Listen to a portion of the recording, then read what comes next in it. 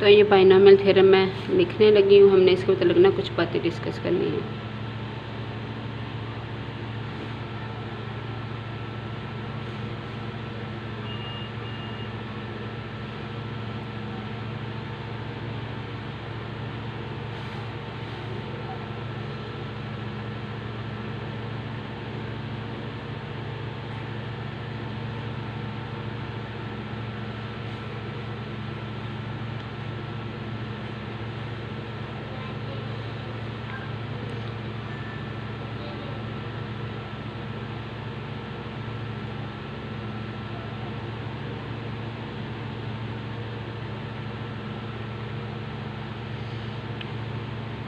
ये binomial theorem लिख लिया। इसके मतलब में थोड़ी सी इन्फॉर्मेशन दे दें।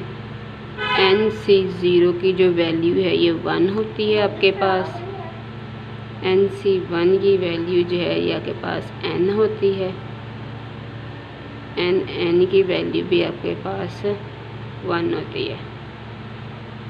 ठीक है जी। और इसका जो फार्मूला है वो क्या होता है, इसको एक्सपेंड करने का, n का फैक्टोरियल ओवर r का फैक्टोरियल, n का फैक्टोरियल, r का फैक्टोरियल, n माइनस r का फैक्टोरियल। इसको इस फार्मूले से हम एक्सपेंड कर सकते हैं।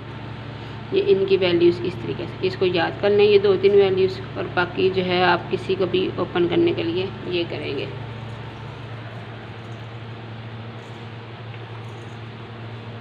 अब वो बातें क्या हैं। The following points can be observed in the expansion of a plus x की पावर n। कहते हैं इस एक्सपेंशन में आप ये 1 2 3 4 5 6 बातें जो है नोट कर सकते हैं। वो क्या है। The number of terms in the expansion is 1 greater than its index। ये इंडेक्स है, n जो है ये इंडेक्स है, इस एक्सपेंशन का इंडेक्स है।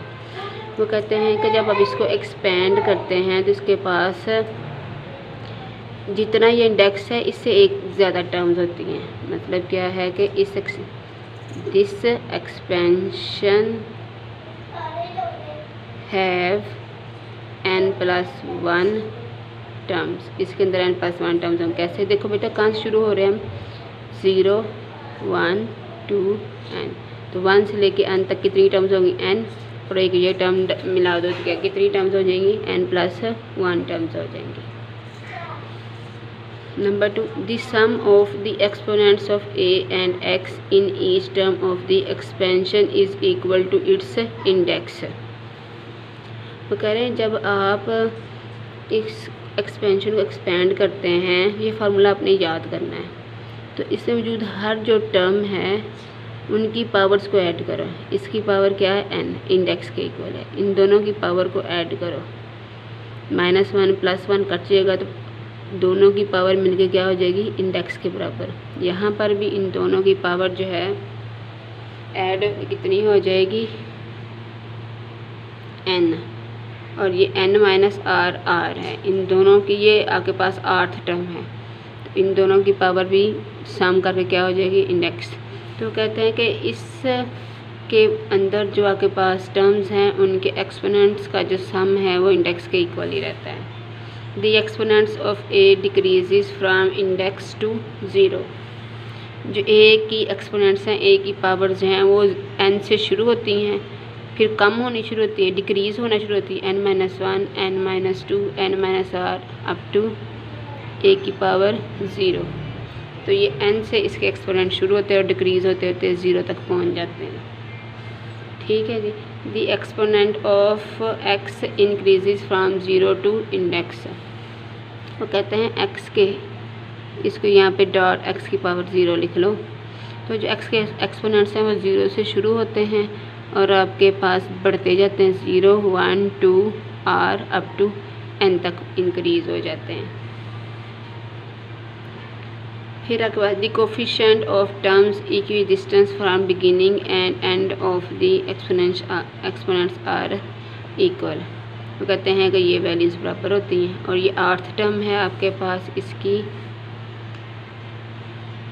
r+1th term. क्यों ये r+1 टर्म, देखो बेटा ये 1 2 अप टू r और ये एक टर्म ज़्यादा है, तो ये r प्लस 1th टर्म है, तो ये किसके बराबर है, TR plus 1 is equal to NR a की power n minus r x की पावर r। ये भी याद करनी है, ये अपनी सारी बातें याद रखनी है, तो हमारी एक्सरसाइज आसान है। Exercise number 8.2 use binomial theorem expand the following. Binomial theorem को यूज़ करते हुए आपने इन 6 पार्ट्स को एक्सपेंड करना है। करते हैं।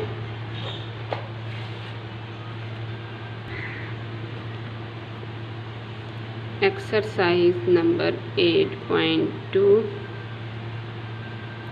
क्वेश्चन नंबर 1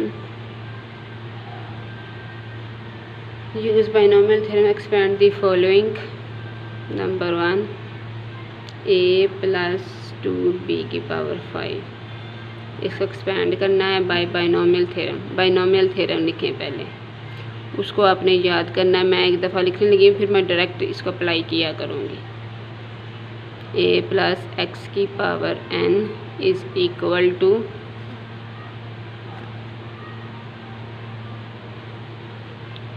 n 0 a की पावर n x की पावर 0 प्लस n1 a की पावर n माइनस 1 x की पावर 1 n2 a की पावर n माइनस 2 x की पावर 2 n x a की पावर 0 x की पावर n। अप्लाई करते हैं।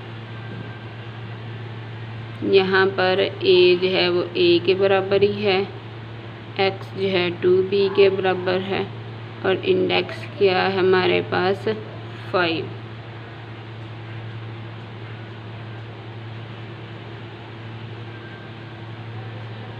फाइव ज़ीरो a की पावर 5 और x क्या है 2b की पावर 0। 5 1 a की पावर 5 माइनस 1 और x क्या है 2b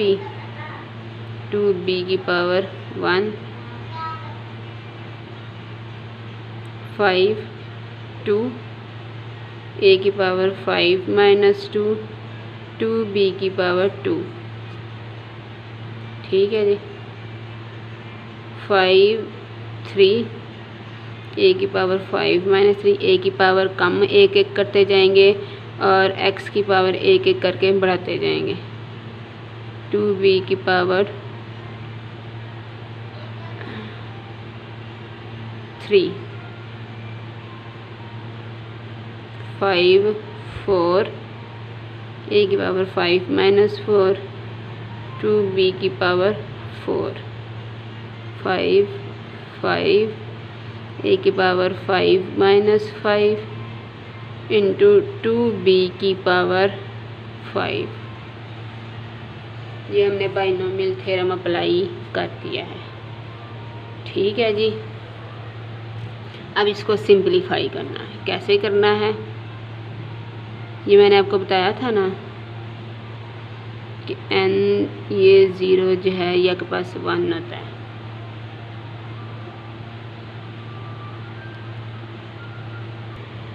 तो इसकी वैल्यू हो गई 1 a की पावर 5 और जिसकी पावर 0 हो वो भी क्या होता है 1।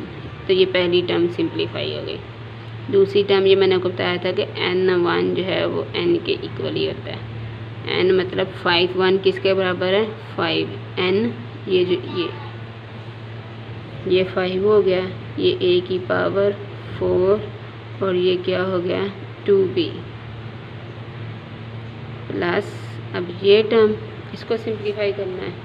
तो इसके लिए क्या फार्मूला मैंने बताया था, फार्मूला था n r बराबर है n का फैक्टोरियल ओवर r का फैक्टोरियल n माइनस r का फैक्टोरियल। कैलकुलेटर से भी आप जो है वो इसको निकाल सकते हैं। बहुत आसान है कैलकुलेटर से निकालना, कैलकुलेटर से निकालना बल्कि ज़्यादा आसान है। तो ये कैसे हो आएगा 5 का फैक्टोरियल ओवर 2 का फैक्टोरियल 5 माइनस 2 का फैक्टोरियल। 5 को लिख सकती हूँ मैं 5 क्रॉस 4 क्रॉस 3 क्रॉस 2 क्रॉस 1, 2 का फैक्टोरियल 2 क्रॉस 1, और ये 3 5 माइनस 2 3 का फैक्टोरियल 3 क्रॉस 2 क्रॉस 1। इसकी कटिंग करने लगी हूँ। ये सारा इस तरह से कट गया, 2 जो है वो 4 से कटा, तो बाकी 2 क्या रह गया 10।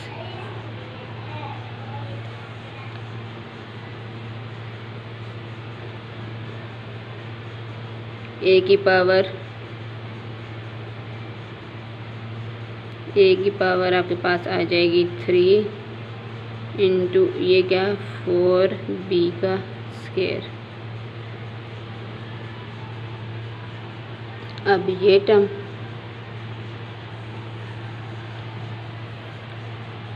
इस टर्म का आंसर क्या आएगा 5 3 बराबर है 5 का फैक्टोरियल ओवर 3 का फैक्टोरियल, 5 माइनस 3 का फैक्टोरियल, 5 का फैक्टोरियल ओवर 3 का फैक्टोरियल इंटू 2 का फैक्टोरियल, यही। और इसका आंसर भी आपके पास आ जाएगा 10। ये बिल्कुल यही टर्म बन गई, इसका आंसर भी आपके पास आ गया 10। 10 ए का स्क्वायर 2 की पावर 3 8 बी का क्यूब प्लस इसका आंसर क्या आ जाएगा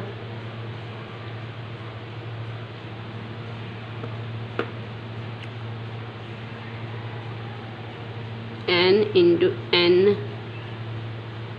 माइनस 1 का जो फैक्टोरियल है ये आपके पास किसके इक्वल होता है, ये भी आपके पास n के बराबर होता है। ये n है और ये n माइनस 1 उसमें से एक कम है, तो इसका आंसर भी n के बराबर होगा 5 a की पावर 1 2 की पावर 4 क्या होता है 2 2 ज़ा 4 4 2 ज़ा 8 8 2 ज़ा 16 16 b4 प्लस और ये क्या है आपके पास n इंटू n, ये भी आपके पास 1 होता है, ये 1 होता है आपके पास 1 a की पावर 0 इंटू 2 की पावर 5 32 b की पावर 5।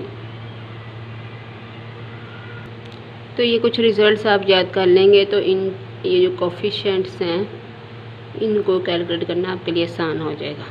बस कोई एक दो ही है जो आपको ज़्यादा कैलकुलेशन करनी पड़ेगी, वरना ज़्यादा जो है आपके पास है। ये भी याद कर लेना आपने, ये भी याद करना है, ये भी याद करना है, ये वाला भी और ये वाला भी। अब इसको सिंप्लीफाई कर लें, a की पावर 5 प्लस 10 a की पावर 4b 40 a का क्यूब b का स्क्वायर प्लस 80 a का स्क्वायर b का क्यूब, और ये क्या हो जाएगा आपके पास 80 a b की पावर 4 प्लस 32 b की पावर 5, जिसकी पावर 0 हो ना वो 1 हो जाता है। तो ये हमने बाइनोमियल एक्सपेंशन जो है वो फाइंड आउट कर ली, और बाइनोमियल थ्योरम जो है उसको बड़े आराम से बड़ी तफसील के साथ मैंने अप्लाई करना बता दिया है। इसको अच्छी तरह जितने अच्छी तरीके से फार्मूला याद होगा और फार्मूला में कोफिशिएंट्स की वैल्यूज़ याद होंगी उतना ही ये आसान होगा। नेक्स्ट आपके पास क्वेश्चन नंबर 1 का ही second part, x/2 minus 2/x² की पावर 6। इसको भी बाइनोमियल एक्सपेंशन से हमने करना है। फार्मूला लिखती हूँ,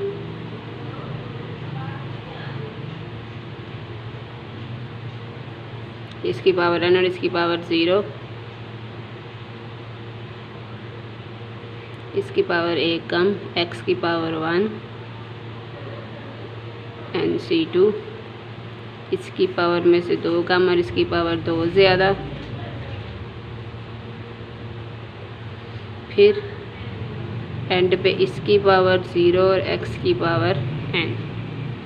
यहाँ पर a क्या हो जाएगा x/2 और b x क्या हो जाएगा -2/x²। ये सारा आपके पास जो है, क्योंकि दरम्यान में प्लस है ना, तो ये सारा जो है आपके पास सेकंड टर्म बनेगा। n की वैल्यू क्या है 6, अप्लाई कर दें।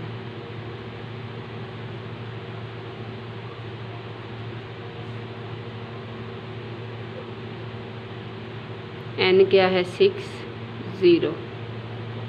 a क्या है x/2, उसकी पावर 0, सॉरी उसकी पावर n जो कि आपके पास 6 है। x ये वाली टर्म है और इसकी पावर 0 है, प्लस n क्या है 6, 1। a की पावर a ये है, इसकी पावर में से 1 कम और इसकी पावर 1। ठीक है जी।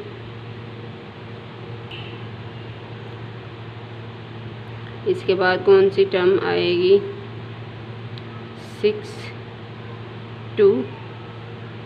इसकी पावर में से 1 और कम 6 - 2 और इसकी पावर जो है वो 1 और ज़्यादा हो जाएगी। फिर 6, 3।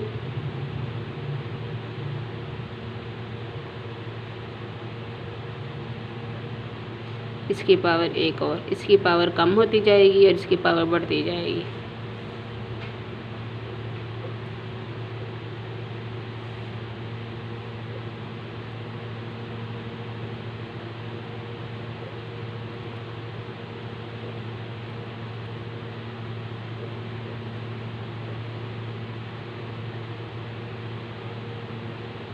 और इसकी पावर क्या हो जाएगी 5। आखिरी टर्म 6, 6।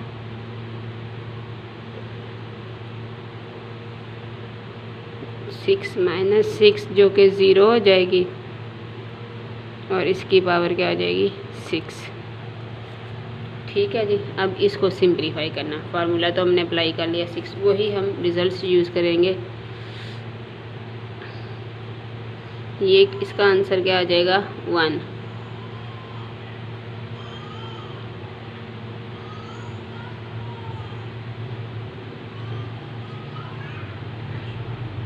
टू की पावर 6 क्या होता है 32, नहीं 2 की पावर 6 है 64। इसकी पावर 0 है ना, तो ये 1।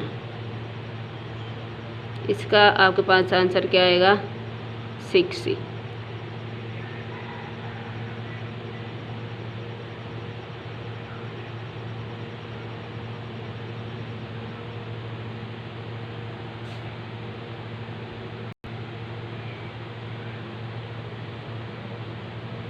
n की वैल्यू भी 1 नहीं होती है, इसकी वैल्यू n होती है, इसकी वैल्यू n होती है और आपके पास इसकी वैल्यू भी n। ये 4 बेसिक फार्मूला है। इसकी वैल्यू 6 आ गई और ये क्या गया x की पावर x/2 की पावर 5 -2/x²। ये टर्म्स। अब इस टर्म को सिंप्लीफाई करना है, वही जो मैंने आपको फार्मूला बताया है उस फार्मूला को यूज़ करते हुए अब आपने सिंप्लीफाई करना। वो मैं बार बार नहीं करूँगी, वो अब आपने खुद करना है। इसका आंसर आएगा आपके पास 15 इंटू इसकी पावर क्या आएगी x की पावर 4 ओवर 2 की पावर 4 क्रॉस ये स्केयर है तो माइनस प्लस हो जाएगा 2 का स्केयर ओवर x की पावर 4। अब ये टर्म है आपके पास, इसका आंसर क्या आएगा आपके पास, ये टर्म थी, इसका आंसर आएगा 20 एक्स की पावर 3 ओवर 2 की पावर 3 माइनस, जब माइनस की पावर ऑड हो तो वो माइनस ही रहता है, 2 की पावर 3 ओवर एक्स की पावर 6। इसका आंसर क्या आएगा आपके पास?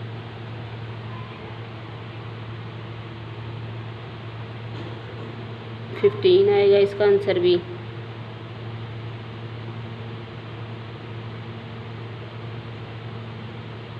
एक्स का स्क्वायर ओवर 2 का स्क्वायर, माइनस की पावर इवन है तो आंसर पॉजिटिव ही रहेगा, 2 की पावर 4 ओवर एक्स की पावर 8। इसका आंसर क्या आएगा आपके पास?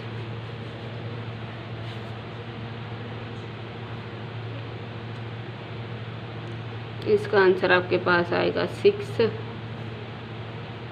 n minus 1। इसका आंसर होता है n।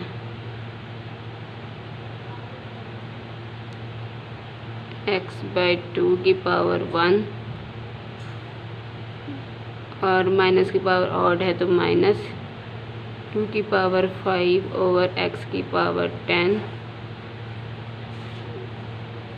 इसका आंसर आएगा n का आंसर होता है 1।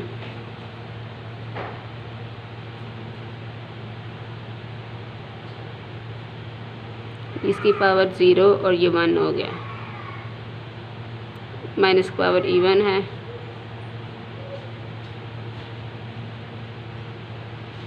ये कोफिशिएंट्स तो हमने लिख लिए। अब हमने मल्टीप्लाई करके इसको सिंप्लीफाई करना है बस। x की पावर 6 ओवर 64, ये 2 इस 2 से कट गया, ये x2 है और ये x3 रह गए।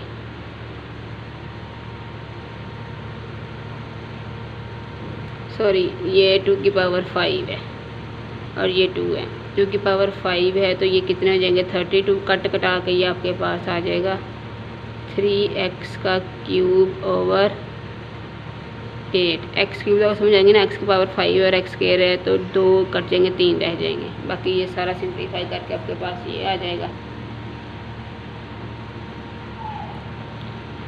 ये हो जाएगा प्लस, ये आपके पास सिंप्लीफाई करके आ जाएगा x4 से कट जाएगा तो इस टर्म के अंदर x रहेगी नहीं, तो बाकी जो है सिंप्लीफाई होकर आपके पास आ जाएगा 15 ओवर 4।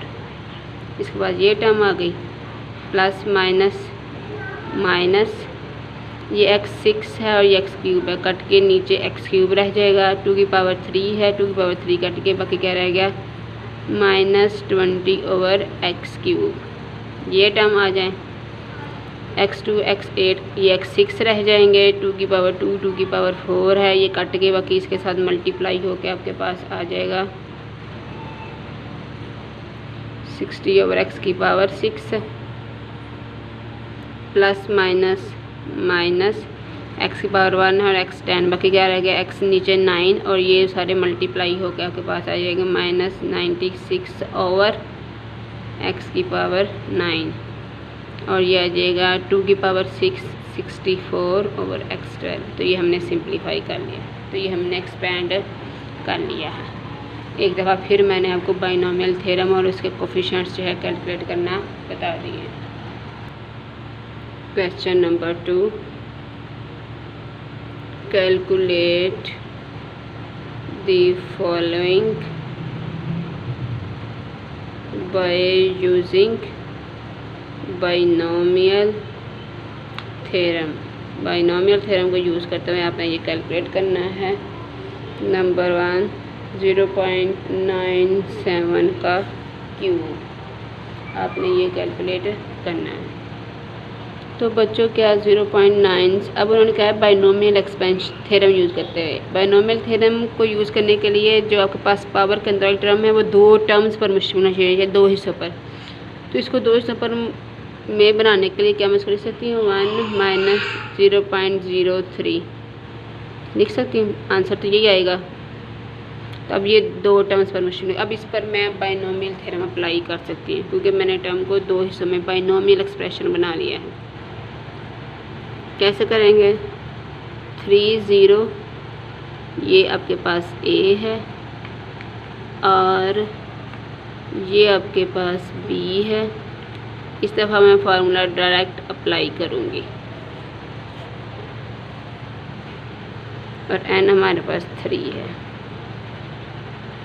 a की पावर 3 b की पावर 0 प्लस 3 1 a की पावर 2 a की पावर 1 कम और b की पावर 1 प्लस 3 2 a की पावर 1 और कम और b की पावर 1 और ज़्यादा 3 3 1 की पावर 0 और इसकी पावर n जो कि 3 है।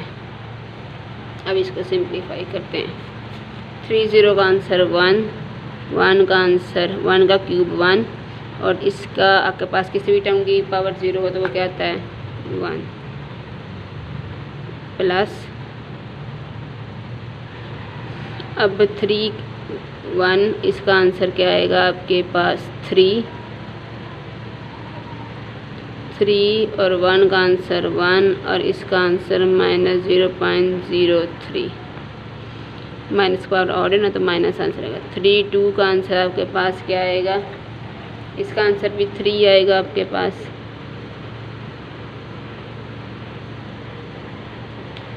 क्रॉस 1 और ये माइनस माइनस प्लस हो जाएगा और आप जब इसका स्क्वायर करेंगे तो आंसर क्या आएगा आपके पास 0.0009 प्लस 3 की वैल्यू आएगी 1, किसी भी चीज़ की पावर 0 हो 1। अब ये आपके पास इसकी पावर ऑड है ना तो आंसर माइनस में आएगा और इसका क्यूब क्या होगा आपके पास 0.00027। अब यहाँ पे मैंने कौन कौन से फार्मूला n0 की वैल्यू क्या होती है 1, n की वैल्यू भी 1 होती है और n1 की वैल्यू होती है n और n-1 की वैल्यू भी होती है n। इनको यूज़ किया, इसी में मेरा सारा काम हो गया। 1 माइनस इसके साथ मल्टीप्लाई करते हैं तो आंसर 0.09, इसको इसके साथ मल्टीप्लाई करते हैं तो क्या आ जाएगा 0.0027।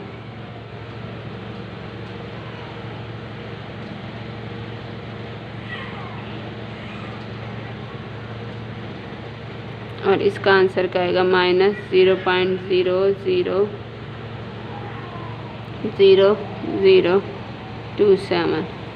इस सब को मैं सॉल्व करूँगी तो आंसर आ जाएगा 0.9126। तो जब मैं इसका क्यूब लूँगी तो इसका आंसर ये आएगा। तो मैं बाइनोमियल एक्सपेंशन को एक्सपेंड करते हुए इसकी वैल्यू कैलकुलेट कर ली है। इस क्वेश्चन के बाकी पार्ट्स भी इसी तरह से हैं।